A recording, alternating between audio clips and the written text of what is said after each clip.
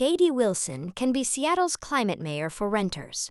New programs for heat pumps, induction stoves, and plug-in solar would let renters reap the rewards of the clean energy revolution. Seattle's new mayor, Katie Wilson, and I share more than a few things in common. We're both parents to toddlers. Scandalously, our children's grandmothers help cover a portion of sky-high Seattle daycare costs, though my daughter's 2026 daycare cost hike just swallowed my in-laws' contribution. We're also among the roughly 50% of city residents who rent. Seattle renters contribute less to climate warming pollution on average than homeowners. Renters in the city are nearly twice as likely to heat their homes with clean electricity as homeowners, more than half of whom burn natural gas for warmth. Seattle renters occupy smaller homes with more people in them than residents who own where they live. Renters are 6 times more likely than homeowners to get around Seattle without a car. I feel optimistic that Katie Wilson, with her transit background, will do everything she can to make the city safer and easier to navigate for bikers and walkers. This is one of the best climate bets she can make. Ironically, though, Seattleites who rent are excluded from enjoying many of the upsides of the clean energy revolution.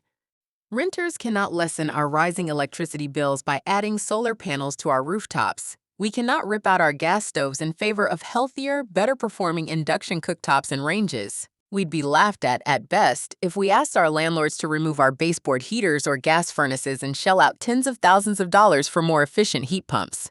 At least, we can't cash in yet. Mayor Wilson could change that. Mayor Wilson enjoys an unusual opportunity among her peers. The city she runs owns its electric utility. One of the largest municipal utilities in the United States, Seattle City Light could make or break the city's climate goals. It could also create new ways for renters to participate in the clean energy economy. With Katie Wilson installed in City Hall, City Light could launch U.S. leading heat pump, induction stove, and plug-in solar programs. For those of us forking over hefty rent checks every month, the mayor could let us in on cost-saving and emissions-lowering clean energy action. Get City Light to front heat pump costs for renters. Converting homes from low-efficiency electric furnaces or baseboards, the most common heating sources for Seattle's renters, to high-efficiency heat pumps would lower monthly heating bills by reducing electricity use by up to 75%. More efficient electric rentals would also free up space on City Light's grid to connect the thousands of homes and businesses in Seattle currently burning fossil fuels, thereby reducing the likelihood that the utility will have to buy expensive, dirty energy in the event of an energy supply crunch. Most of the United States' electricity comes from burning fossil fuels, whereas roughly 90% of City Light's power sources are carbon-free. For the minority of renters who burn gas for heat, including yours truly, upgrading to heat pumps would loosen our yoke to the fossil fuel price roller coaster. Plus, heat pumps also cool. Half of Seattle renters lack air conditioning, compared to just a quarter of the city's homeowners, a figure with potentially deadly consequences as the region's summers grow hotter. Heat pumps are, however, basically impossible for Seattle's renters to access. No renter will succeed in convincing their landlords to shell out the $15,000 to $20,000 the appliances cost, and renters are unlikely to afford the systems themselves even if a landlord consented to associated renovations. Seattle's renting households earned less than half the median income of homeowning households in 2024. Under Mayor Wilson's leadership, Seattle City Light could launch an ambitious program to front the cost of heat pumps for renters. Renters would pay a monthly service fee to enjoy the equipment, but the electricity savings from the upgrade would offset the fee. In other words, electricity bills would go down while comfort would go up. In these types of programs, known as inclusive utility investment or pay-as-you-save, participants don't assume debt or need a credit check. Unlike typical on-bill financing programs, the utility owns the heat pump until the renter pays their last service charge, at which point system ownership switches to the landlord. If the first renter moves, the next renter enjoys the savings on their monthly bill. Though the programs needn't be limited to renters, the model resolves the so-called split incentive problem, in which landlords resist investing in energy efficiency upgrades because they do not pay the energy bills. Since the idea was developed in 1999, 20 utilities across 10 U.S. states, including Missouri, Kansas, and California, have active inclusive utility investment programs. If these places can do it, so can Seattle. Launch a window heat pump initiative for Seattle apartments. Even if Seattle City Light fronts the bill, heat pumps are likely to remain out of reach to most renters at current prices. Plus, the dominant heat pump models, such as mini splits, can be a poor fit for large apartment buildings and require a trained contractor and electrical panel upgrades to install. Nearly 3/4 of Seattle renters live in apartment buildings with 10 or more units, compared to just 13% of homeowners. Window heat pumps, also known as saddle heat pumps or micro heat pumps, could solve that problem.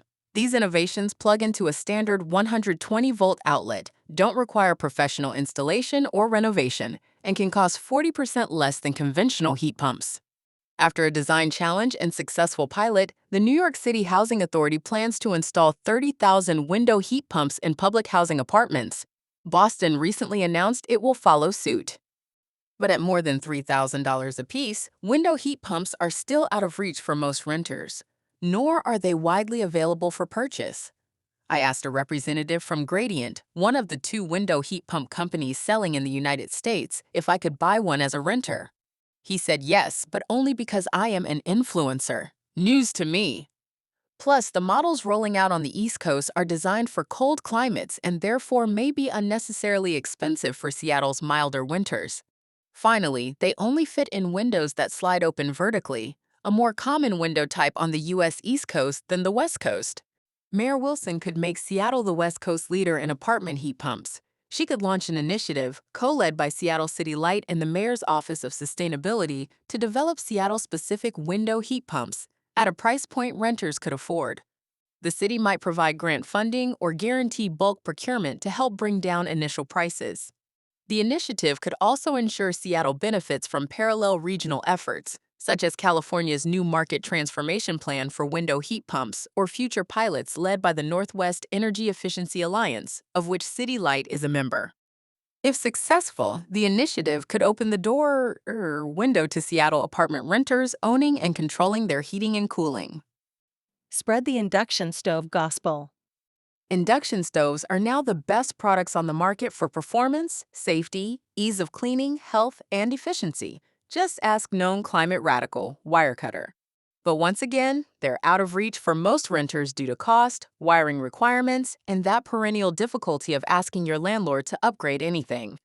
I have a gas stove, but I now almost exclusively use a $114 plug-in induction cooktop to protect my daughter's lungs.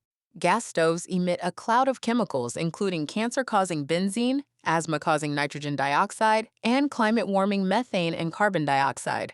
Plus, it boils water twice as fast as my gas stove, helpful when I'm trying to outrun a macaroni and cheese-related tantrum. Mayor Wilson Seattle could give away these induction cooktops to low-income renters with children and gas stoves. The mayor could also push Seattle City Light to educate its customers about the downsides of gas stoves and upsides of single-burner induction cooktops. Recent Seattle City Light newsletters offered ways for Seattle residents to stay cool during heat waves and lower their energy usage. Tips for healthier, safer cooking would be just another flavor of this kind of consumer guidance. At the same time, under Mayor Wilson's leadership, Seattle could participate in California's new effort to bring more affordable plug-in induction ranges to market, pushing so that the outcomes of that effort will benefit Seattle renters too. And Mayor Wilson is now a board member of the Puget Sound Clean Air Agency, the region's air quality regulator.